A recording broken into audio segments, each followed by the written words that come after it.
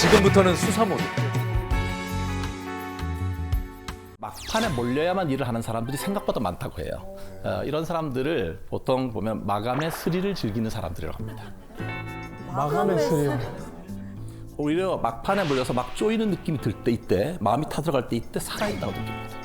그래서 어떤 분들은 저한테 얘기할 때 왼편으로부터 뭔가 쫙 타고 오는 이 느낌이 좋다는 거예요, 되게. 네. 여러분 중에 그 막판에 스릴을 즐기는 분들 한 가지 좀 기억하시면 좋겠습니다. 건강검진 잘 받으셔야 됩니다. 왜요? 왜냐하면 이 막판에 몰리게 됐을 때 나는 뭔가 이게 쫙 타는 느낌이 좋지만 몸도 같이 타는 거거든요. 그래서 실제로 이런 경험을 하는 사람들이 그렇지 않은 사람에 비해서 심장과 혈관계통의 질환에 걸릴 확률이 3배가 높다는 연구 결과가 있습니다. 우와. 네, 원래 학술 용어는 지연 행동이라고 해요.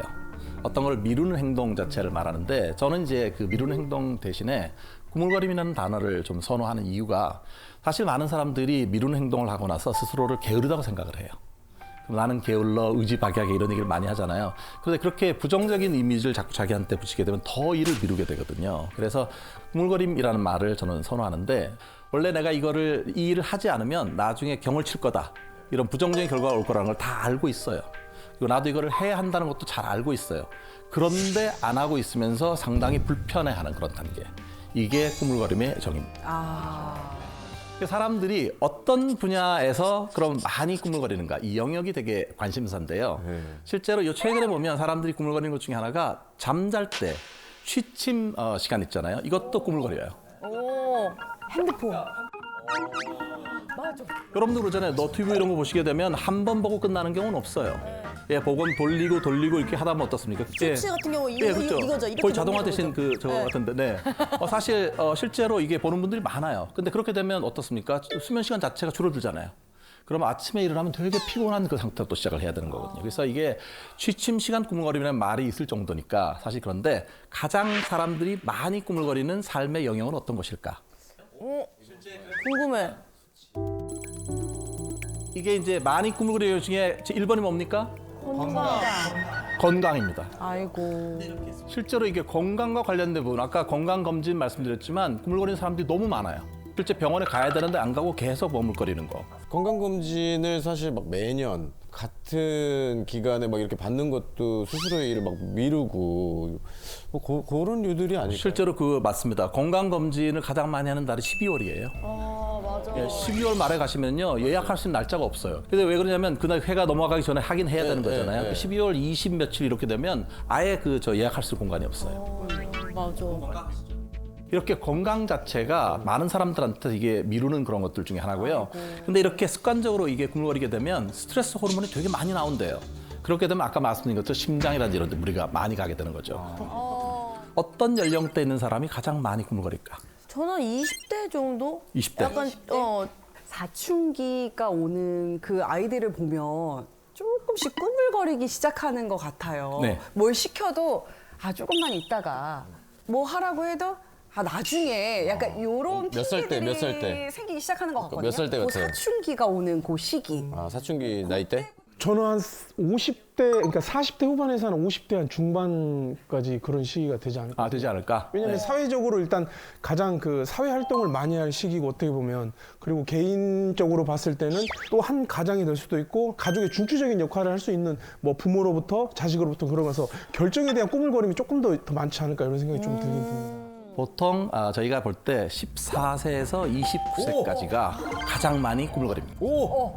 맞았어. 요 두 명이 정도. 약간 MZ? 보통 MZ일 수도 있고 또 젊은 세대가 많이 꾸물거린다는 거죠. 왜냐하면 그때가 보통 젊을 때는 자기 하고 싶은 거 되게 많잖아 이런 게 많은데 나이가 들어갈수록 사람들이 경험이 많아지게 되잖아요. 그러면 성실성이라고 하는 게 조금씩 늘어난대요. 예, 그래서 보면 노인분들이 일을 미루는 경우 거의 없어요.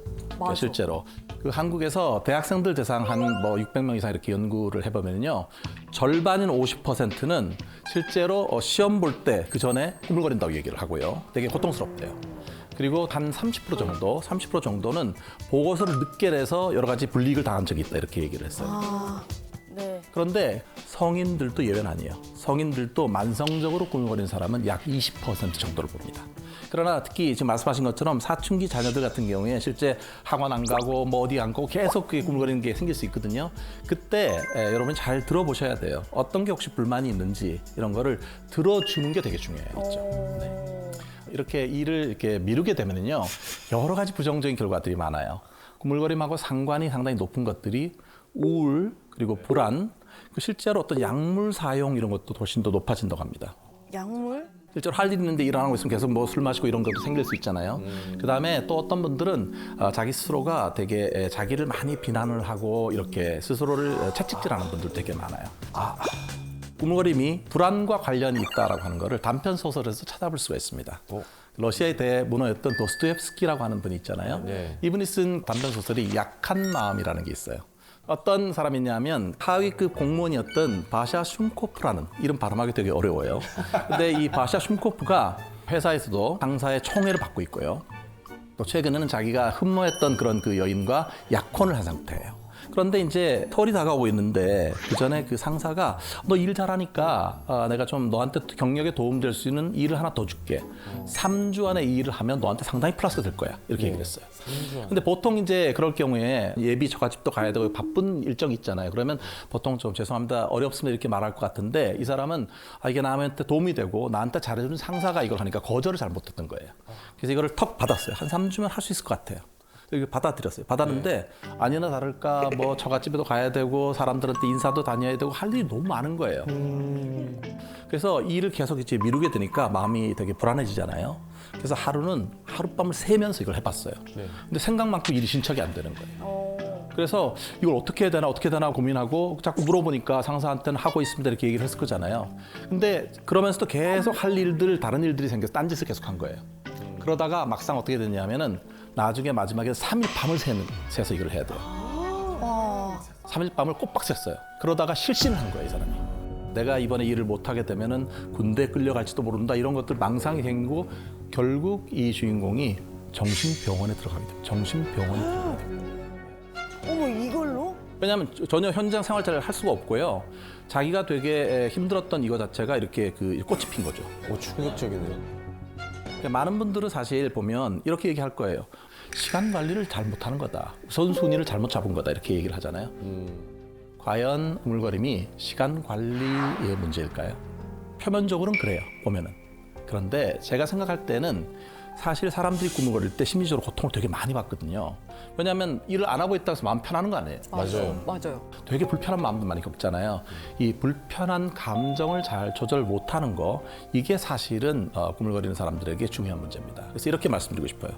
꾸물거림은 우선순위나 시간 관리의 실패 문제라기보다는 부정적인 감정을 잘 조절하지 못한 결과이다. 감정 조절을 잘하는 거 이게 되게 중요하거든요.